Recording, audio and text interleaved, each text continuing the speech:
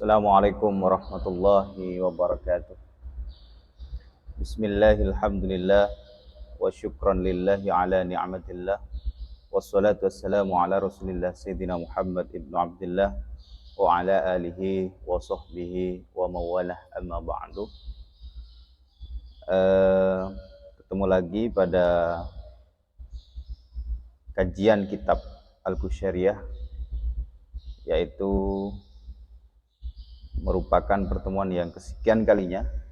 Kali ini kita akan berbicara tentang ma'rifah.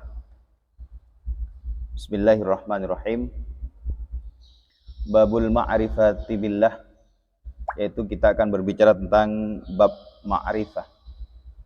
Di sini Imam Al-Qusyariyah memulai dengan salah satu kutipan ayat Al-Qur'an pada surat Al-An'am.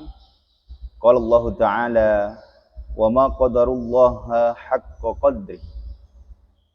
Surat Al-An'am ayat 91, yang mana dalam tafsirnya wa ma arafu Allah wa ma arafu al-haqqu ma'rifah. Jadi tidak ada wa ma'ruf, tidak ada ma'rifat kecuali haqqa ma'rifati, yaitu sebenar-benarnya ma'rifat. Pengetahuan tentang Allah, mengenal tentang Allah, itu sebenarnya yang paling tinggi maqamat, yaitu dalam ulama sufi adalah ma'rifah. Kalau di dalam konsep ilmu kita mengenal ada bahasa alim. Alim itu tahu. Tapi tahu dalam konsep pengetahuan itu sendiri. Jadi ilmun adalah pengetahuan yang mana orang-orang yang tahu itu disebut dengan ulama. Kalau ma'rifat ini, dia tidak hanya sekedar tahu pada konsep tatanan ilmu pengetahuan, tetapi dia tahu bersama dengan Allah itu sendiri. Tahu karena ia bertemu, tahu karena ia mengalami langsung peristiwa tersebut. Itu yang dikatakan dengan ma'rifah, yaitu pengetahuan. Kalau arif adalah tahu, orang yang tahu karena ia bertemu. Jadinya jamaknya disebut dengan arifun. Akhbarna Abdurrahman bin Muhammad bin Abdullah Al-Adl qala haddatsana Muhammad bin Qasim. Menceritakan Muhammad bin Qasim Al-Ataki qala berkata haddatsani Muhammad bin Ashras qala haddatsana Sulaiman bin Isa Asy-Syajri an Abbad bin Katsir an Khandalah bin Abi Sufyan an Qasim bin Muhammad an Aisyah radhiyallahu anna Nabi sallallahu alaihi wasallam, sesungguhnya Nabi Muhammad sallallahu alaihi wasallam berkata, inna da'amatal baiti asasuhu.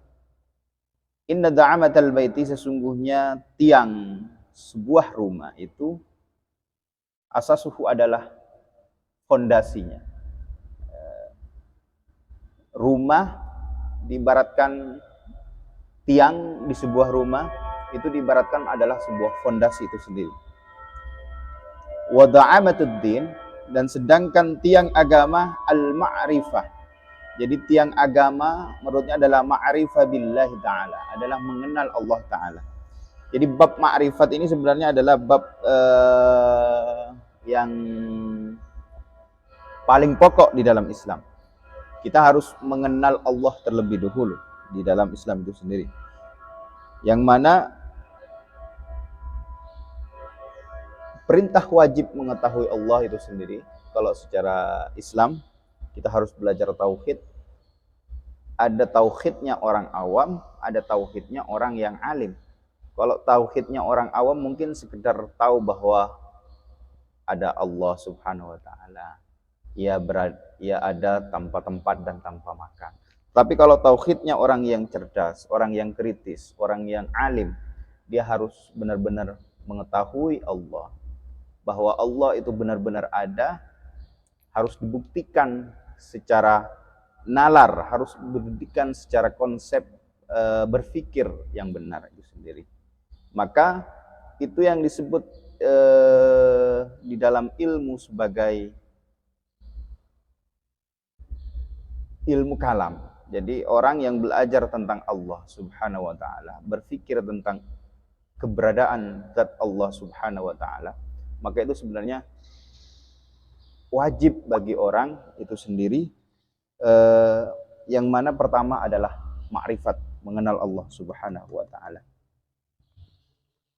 Di sini disebutkan bahwa inna da'amatal baiti asasuha. Sungguhnya diibaratkan rumah itu fondasinya adalah tiang itu sendiri. Sedangkan agama fondasinya itu adalah al-ma'rifatu billah. Wal yakinu, disebutkan di sini wal yakinu al-aqlul qami. Dan yakin dengan tanpa ada keraguan bahwa ada pencipta alam jagat raya ini adalah Allah Subhanahu wa taala. Kita kalau tahu bahwa kita ada itu kan karena ada pencipta, ada Allah Subhanahu wa taala. Kadang kita ditentang pada orang-orang mujazzimin bahwa kita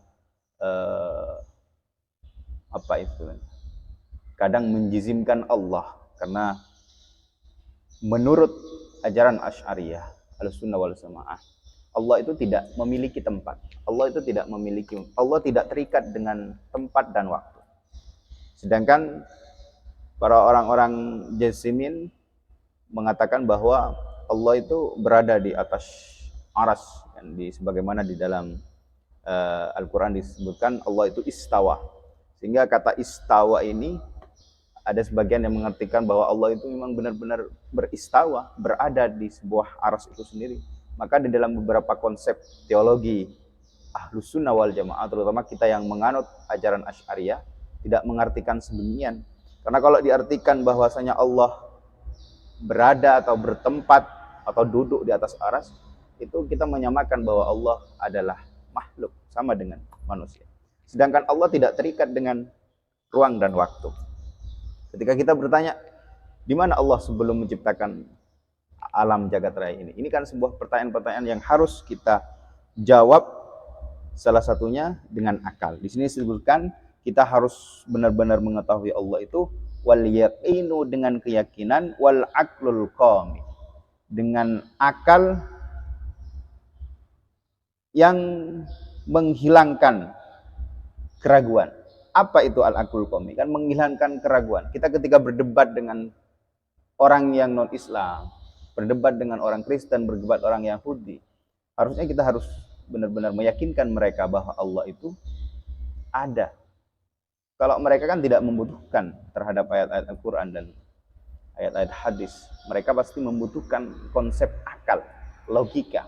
Bagaimana logikanya bahwa Allah itu Subhanahu wa ta'ala ada? Kalau kita tidak mengenal Allah, maka kita tidak bisa meyakinkan mereka dengan adanya konsep akal itu sendiri. Wal aqlul qawmi, fakultu, maka aku berkata, bi abi, demi ayahku, anta dan engkau, wa ummi dan ubiku, mal aqlul qawmi, apa yang disebut dengan akal keraguan itu? Al-kaffu an ma'asillah.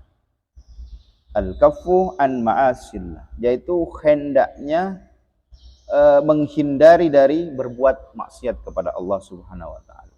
Wal hirsu ala ta'atillah, dan semangat menjalankan ketaatan kepada Allah Subhanahu wa taala. Itu yang disebut dengan makrifat itu sendiri. Kita harus benar-benar menghindari maksiat dan kita harus benar-benar taat kepada Allah Subhanahu wa taala. Qala al-Ustadz, berkata Abul Qasim, al-ma'rifatu ala lisanil ulama, adapun ma'rifat atas beberapa kaul ulama, adapun ma'rifat itu adalah al-ilmu, adalah pengetahuan. Ma'rifat itu adalah pengetahuan itu sendiri. Fa kullu ilmin ma'rifatun, maka setiap ilmu itu adalah pengetahuan. Wa kullu ma'rifatin ilmun, dan setiap ma'rifat itu adalah pengetahuan. Wa kullu alimin billahi, setiap pengetahuan tentang Allah arif. Jadi orang yang tahu terhadap Allah disebut seorang yang arif. Sami'tu al-Ustadz Abu Ali Ad-Daqqaq, saya mendengar dari Ustadz Abu Ali Ad-Daqqaq rahimahullah yaqul, min amaratil ma'rifah, termasuk dari tanda-tanda orang yang ma'rifat billah husulu al-haibah, yaitu ada rasa takut minallah. Jadi ada rasa takut kepada Allah Subhanahu wa taala.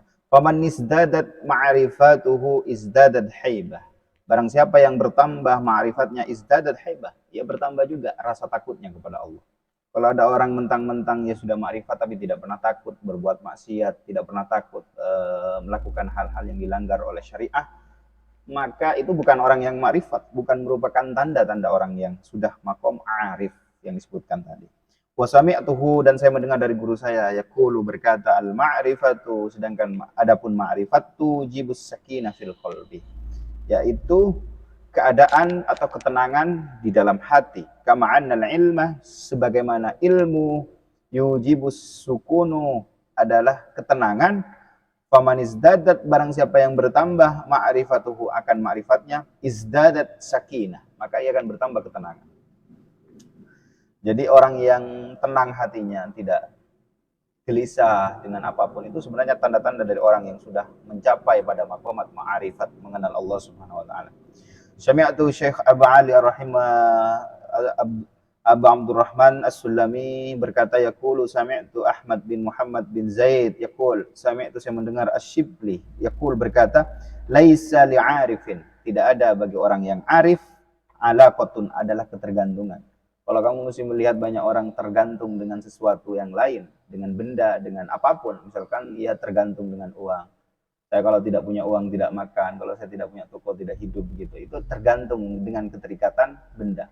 Maka itu bukan tanda-tanda bagi orang yang arif di sini. Wala li muhibbin as-saqwa, wala li muhibbin saqwa. Tidak ada bagi orang pencinta as-saqwa itu mengeluh. Kalau pecinta itu kan tidak mengeluh. Kita mau berduaan semalam nongkrong sama orang kekasih kita misalkan, tidak pernah mengeluh. Mau jalan kemanapun tidak akan pernah mengeluh. Terasa nikmat, terasa tetap ada keinginan untuk bersama selamanya. Itu bagi orang yang pecinta. Maka wala li 'abdin da'wa, bagi penghamba tidak ada tuntutan. Wala li khaifin, bagi orang yang khauf, orang yang takut, qurar, tidak ada tempat untuk yang aman bagi mereka. Orang yang khauf terhadap Allah, ia akan selalu terpantau dimanapun ia berada. Mau di ruang tertutup, mau di ruang terbuka, mau dimanapun, ia tetap akan takut.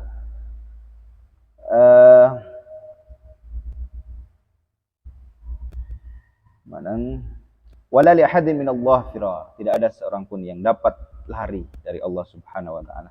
Sami'tuhu, saya mendengar dari guru saya yaqulu, sami'tu Muhammad bin Abdul Wahhab yaqul, sami'tu As-Sibli, berkata Imam As-Sibli yaqul, wa qad su'ila 'anil ma'rifah, dan ditanyakan tentang ma'rifah, qala awwaluha, adapun ma'rifat itu awwaluha Allah taala, pertama itu adalah Allah taala, wa akhiruha, dan akhirnya mala nihayalah, tidak ada akhir. Jadi makrifat itu pertama mengenal Allah, maka yang kedua tidak ada akhir.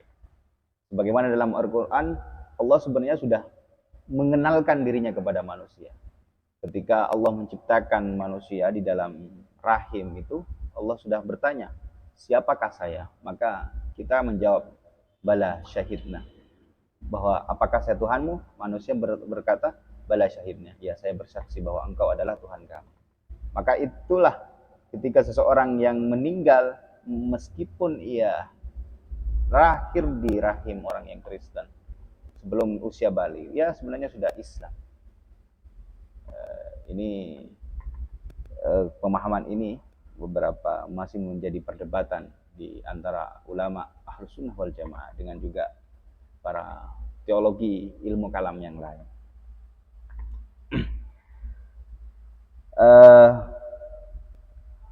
Terakhir dari kami, saya akan mengutip salah satu perkataan sami, itu Abu Abbas Ad-Diwani yaqul, berkata, qala Abu Hafs, berkata Abu Hafs, mundu araftullah ta'ala, semenjak saya makrifat kepada Allah Ta'ala, ma dakhala qalbi, tidak ada yang masuk di dalam hati saya, haqqun wala batil, antara hak dan batil.